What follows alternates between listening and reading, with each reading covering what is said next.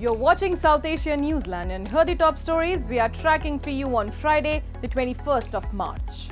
US official hails Tulsi Gabbard's India visit, highlights decade-long US-India tie. Inflation in Pakistan, Ramadan brings price surge instead of relief. And Bangladesh interim government rules out Awami League ban but promises accountability.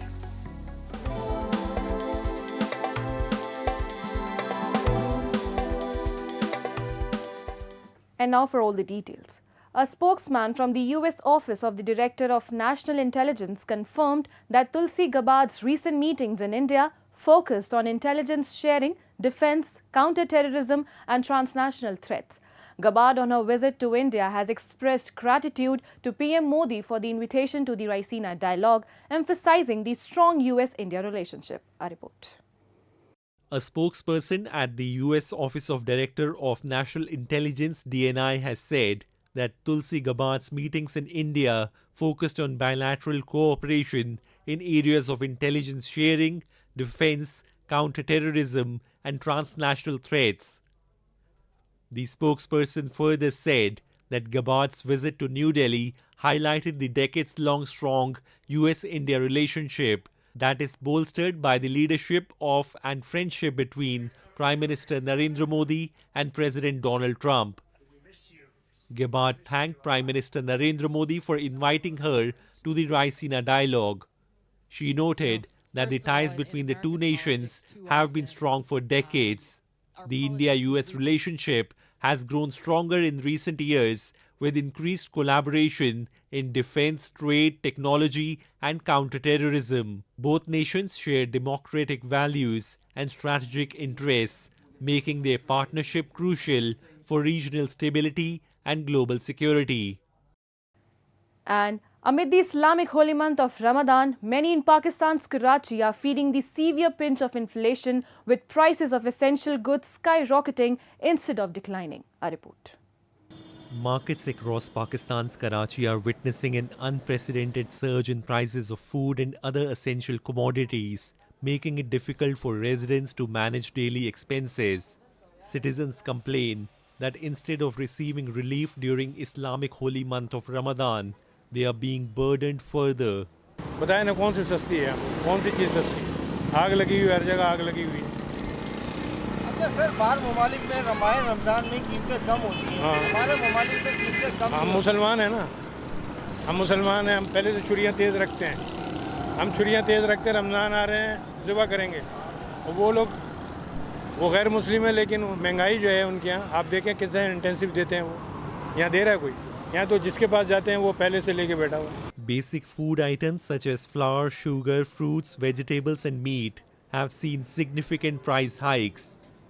Many families already struggling with financial instability are now forced to cut down on their Ramadan essentials. महंगाई तो हुई है, सबके लिए हुई, और क्या बताऊं, जो खास तनख्वाहदार हैं उनका तो बहुत बुरा हाल है।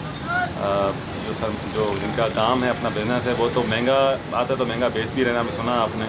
लेकिन बेचारा तनख्वाहदार की तनख्वाह तो वही है बेचारे की, उसको देखें, उसकी तो बचत भी नहीं हो रही है आजकल। उसके बच्चे भी हैं, उसकी अपनी फैमिली है, क्या खाए और क्या बचा है उसमें से। Despite repeated calls for intervention, there is little sign of government relief. As Pakistan grapples with economic challenges, citizens are left to navigate the harsh reality of an expensive Ramadan. Following the visit of the American delegation to Kabul, Zalmay Khalilzad, the former US Special Representative for Afghanistan, announced that George Glesman, an American citizen, was freed after 2 years of Taliban detention. Khalilzad stated that the Taliban agreed to release Glesman as a gesture of goodwill towards US President Donald Trump and the people of United States. However, there is no information available about the fate of Mahmoud Shah Habibi, an Afghan-American citizen who remains in Taliban custody. During their trip in Kabul, Zalmay Khalilzad and Adam Boehler, the US Special Envoy for Hostages, met with Amir Khan Muttaqi, the Taliban's foreign minister, to discuss prisoner releases. Khalilzad emphasized that Donald Trump had prioritized the release and return of detained Americans from abroad. He expressed pride in playing a role in this effort. The US Department of State has called George Glesman's release a positive and constructive step, noting that his freedom was secured with the mediation of Qatar. The successful release reflects the ongoing diplomatic efforts to address the complex issue of American citizens held in Afghanistan. While this marks a positive development, the situation of other detainees remains uncertain. Bangladesh's interim government has no plans to ban the Awami League, Chief Advisor Mohammad Yunus said on Thursday, adding that individuals within its leadership accused of crimes including murder and crimes against humanity will be tried in Bangladesh. In a statement, the press wing of Yunus' office said the remarks were made during a meeting with the delegation from the International Crisis Group led by its president Comfort Euro.